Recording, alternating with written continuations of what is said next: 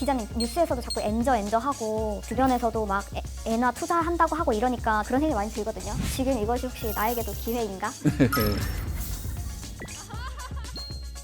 그렇게 생각하고 올해 초부터 투자하셨던 분들이 상당히 계신데 이분들은 10% 정도 손실을 보셨더라고요. 문제는 입니다.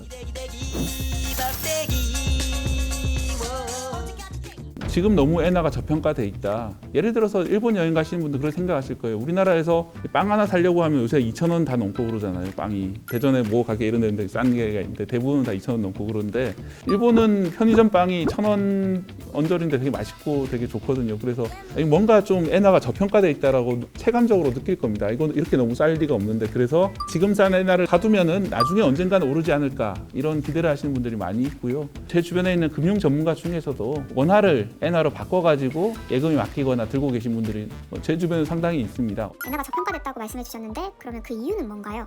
네, 한마디로 말씀드려가지고 지금 엔화, 그러니까 일본 통화를 들고 있는 것이 이득이 없기 때문입니다. 미국이 기준금리가 지금 많이 올라서 5.5%까지 올랐거든요. 그리고 우리나라도 기준금리가 3.5%까지 올라 있는데 그러면 이제 은행에 원화라든지 달러화를 들고 가면은 5%나 3%대 금리는 충분히 줄 수 있다는 그런 뜻이거든요. 반면에 일본 중앙은행의 기준금리는 마이너스 0.1%입니다. 그래서 일본 돈은 은행에 맡겨도 이자를 주는 것이 아니라 오히려 보관료를 내라 뭐 이렇게 말할 정도가 됐다는 그런 뜻입니다.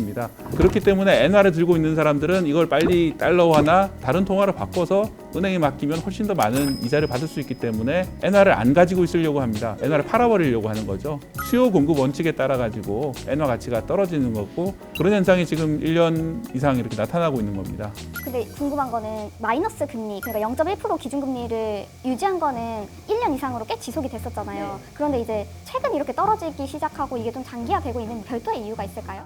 코로나 국면에서 사실 우리나라나 미국도 다 제로 금리로 갔었거든요. 그런데 이제 코로나 이후에 알다시피 물가가 많이 오르고 하면서 세계 각국이 초고속으로 금리 인상을 했습니다. 하지만 일본은 그대로 금리를 못 올리고 마이너스 0.1% 계속 가고 있기 때문에 금리 격차가 많이 벌어지게 됐습니다. 그러면서 이제 엔화 가치가 더욱더 떨어지는 그런 상황이 나타나고 있습니다. 저평가라는 건 언젠가 다시 오른다는 얘기 같은데 그럼 어떻게 생각하면 지금이 엔화 투자의 기회 아닌가요? 그 시점이 언제냐 문제인데 올해 초부터 엔화로 바꿔서 투자하셨던 분들이 있거든요. 100엔에 1,000원에 샀던 사람들은 지금 거기서 한 12% 정도 내려간 상황에다가 게다가 은행에 맡겨뒀으면 이자를 한 4% 정도 받았을 거거든요. 그래서 합치면 뭐 16% 이상 그런 손실을 보는 셈이죠. 그렇기 때문에 뭐 어느 때 들어가느냐 그게 되게 중요한 그런 문제이고요. 언젠간 오르긴 오를 것 같습니다. 제가 보기에도. 왜냐하면 이런 물가 차이나 이런 것들은 결국은 좁혀지게 되는 것이니까요. 그러면 시기 말고 엔화 투자 시 주의할 점이 또 있을까요? 엔화를 투자하게 되면 불리한 점은 이 수수료 문제인데 외환이라는 것이 항상 바꿀 때마다 수수료가 상당히 많이 붙거든요. 1.75% 정도 붙게 되는데 엔화를 원화로 바꿨다가 다시 엔화로 바꾸게 되면은 2배, 그러니까 3.5% 정도 수수료를 물게 된다는 것이죠. 이 수수료 이상의 그런 이득을 보려면은 엔화가 상당히 많이 올라야 되기 때문에 그런 점은 좀 주의를 하시는 게 좋을 것 같습니다. 그러면 기자님, 초보 투자자를 위한 투자 꿀팁이 혹시 있을까요? 또 몇 가지 팁을 드리자면은 은행 창구에 가게 되면 1.75% 정도 수수료인데 몇몇 은행 앱에 들어가시면은 이 수수료가 이제 90%까지 우대가 되고 있고요. 또 증권사 계좌를 통해서 투자하시는 분들도 있습니다. 왜냐하면 몇몇 온라인 증권사 같은 경우에 환전 수수료가 거의 없다시피 하거나 아니 최소화시키는 그런 경우들이 있기 때문에 어차피 이자를 기대 안 하고 이제 일단 엔화로 바꿨다가 다시 기회를 봐서 원화로 바꾸실 거라면은 그런 앱들을 이용하시는 편이 더 좋을 것 같습니다. 그리고 그냥 은행에 이자 없이 묵혀두느니 차라리 주식이나 ETF에 투자하시는 분들도 많이 계시거든요. ETF 말씀해 주셨는데 그러면 추천해 줄 만한 종목이 있을까요?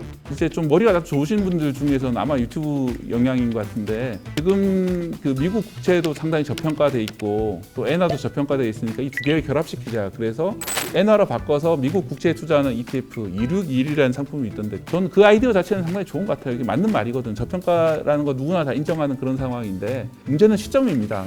그렇게 생각하고 올해 초부터 이 2621에 투자하셨던 분들이 상당히 계신데 이분들은 10% 정도 손실을 보셨더라고요. 그래서 어느 시점에 투자를 해서 어느 시점에 나오느냐 이런 것들 잘 생각하셔야 되고 또 ETF 같은 경우에는 그 과정에서 운용 수수료나 이런 것들이 끝없이 나가기 때문에 뭐 그런 점도 체크해 보시는 게 좋을 것 같습니다. 시기가 중요하다고 하셨는데 그럼 엔화는 언제 오를까요? 네, 기본적으로는 환율이 어떻게 바뀔지는 뭐 신의 영역이다 이런 말이 있을 정도로 예측하기는 힘든 상황인데요. 일단 엔화 가치가 오르려면은 일본이 마이너스 금리 정책을 포기해야 되는 그런 상황이 돼야 되는데 일본 같은 경우에는 어떤 서민 생활의 물가 상승에도 불구하고 그런 수출 기업들을 밀어주려는 정책 기조가 아직은 안 바뀐 상황이거든요. 그렇기 때문에 당분간은 갈 것 같다 이런 의견이 많습니다. 하지만 반대로 최근에 미국의 금리 인상 흐름이 주춤하고 아마 다시 금리 인하로 가게 되면은 미국과 일본 사이의 금리 격차가 줄어들기 때문에 다시 좀 엔화가 다시 가치가 오르지 않을까 그런 기대도 있고요.